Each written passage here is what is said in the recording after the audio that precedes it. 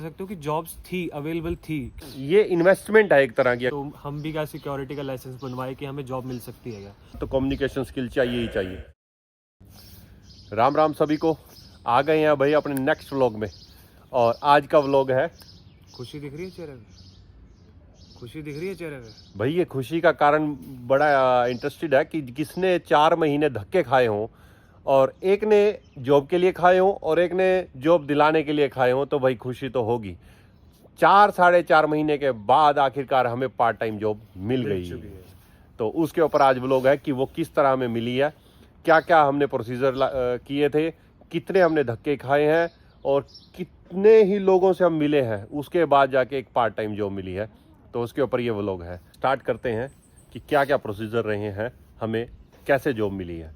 तो सबसे पहले तो जैसे आप अगर हमारे चैनल को शुरू से फॉलो कर रहे हो तो आपको पता होगा कि हमें 4 साढ़े 4 महीने ऑलमोस्ट हो गए थे जॉब ढूंढते हुए, पर कुछ भी रिस्पांस नहीं आ रहा था। उसके मल्टीपल रीजंस हो सकते हैं कि जॉब्स की शॉर्टेज है, रिसेशन है, या फिर पार्ट टाइम, क्योंकि स्टूडेंट्स को अभी नहीं प्रेफर कर रहे, फुल टाइम काफ़ी ज़्यादा जॉब्स फिर भी अवेलेबल थी, पर कुछ भी रीज़न हो सकता है उस चीज़ का।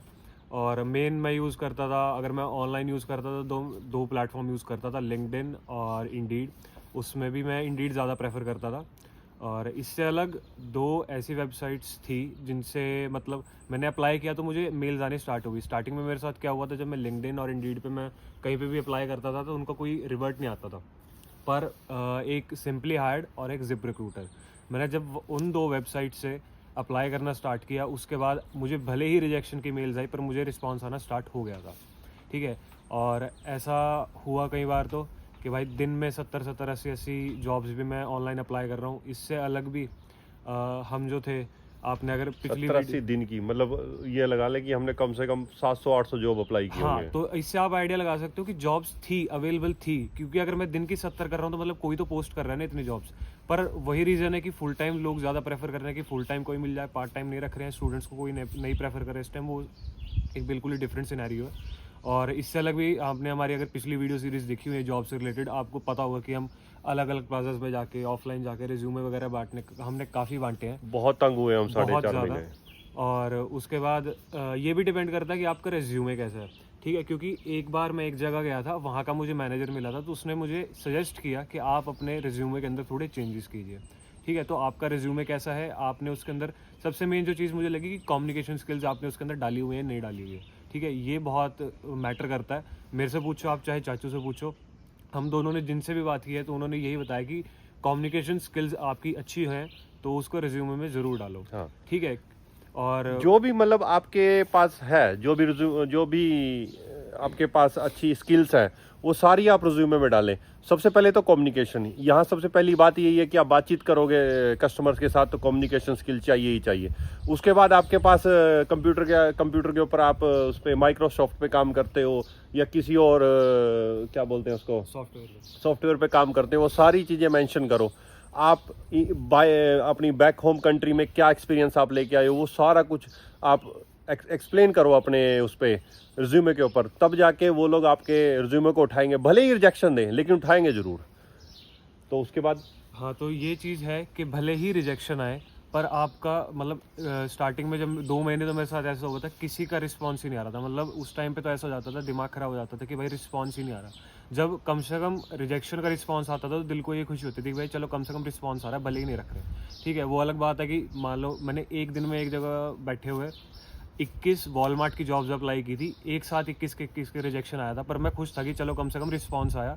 क्योंकि कई बार ऐसा हो जाता है कि आप कहीं पे भी ऑफलाइन रिज्यूमे देने जाते हो तो आपको लटका के रख देते हैं कि भाई हाँ हमारे पास पोजीशन अवेलेबल है, हम आपको कॉल कर देंगे, मेल कर देंगे, और उनका ना तो आज तक कॉल आया, ना उनका ना आज तक कोई मेल आया। जैसे गैस स्टेशन वाले थे, हाँ, उन्होंने कहा कि हायर कर रहे हैं, हाँ, लेकिन उसके बाद कोई गैस रिस्पॉन्स नहीं। स्टेशन हो गया, हमारे जो घर के पास वाला टिम्स है, इसके पास तो मैं 4 से 5 बार जाके रिज्यूमे दे के आ चुका हूँ। हर बार यही कहते हैं कि हाँ हमारे पास, हम करते हैं आपके लिए, कुछ करते हैं, पर आज तक ना एक कॉल, ना एक कोई भी मेल आई है मेरे पास। तो ये प्रोसीजर रहा था इसका मुकुल का, कैसे कैसे हम लोगों ने ये 4 महीने निकाले हैं ज़बरदस्ती, और कितना बर्डन था दिमाग पे, ये हर एक स्टूडेंट भी जानता है, और जो इस टाइम कनाडा में हर कोई जानता है कि क्या हाल है। और इसके बाद जैसे हमें जॉब मिली है वो भी आगे आप डिस्कस करते हैं। जो हमें जॉब मिली है वो बड़ी मुश्किल से मिली है, मिली वो रेफरेंस के थ्रू ही है। अगर रेफरेंस नहीं होता तो मैं नहीं मानता कि कनाडा के अंदर आज के टाइम में बिना रेफरेंस से जॉब मिल रही है, वो किसी भी फील्ड में हो, चाहे वो पार्ट टाइम हो, चाहे फुल टाइम हो, चाहे वो आईटी की हो, चाहे वो छोटी जॉब है, चाहे वो बड़ी जॉब है, चाहे टीम होटल की, किसी भी तरह की जॉब है, वो आ रही है सिर्फ और सिर्फ रेफरेंस Reference से, के थ्रू। जो हमें लगा है। तो लेकिन रेफरेंस भी ये है कि रेफरेंस वहाँ जॉब होनी चाहिए और उसमें रेफरेंस होना चाहिए। अगर जॉब नहीं है, मेरी कंपनी में मैंने बहुत बार रेफर डाला था इसका, लेकिन जॉब नहीं थी। तो जब जॉब नहीं थी तो रेफर का कोई फ़ायदा नहीं। लेकिन जहाँ हमें जॉब मिली थी वहाँ हमें रेफर भी मिला। रेफर भी मिला।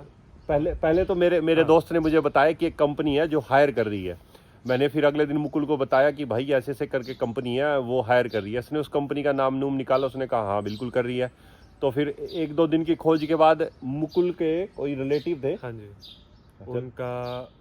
मतलब मेरे रिलेटिव के रिलेटिव थे, तो उनके थ्रू मुझे एक रेफरेंस मिल गई। तो वो जो बंदा था वो एक्चुअली इस कंपनी में पहले 1 साल पहले काम करता था।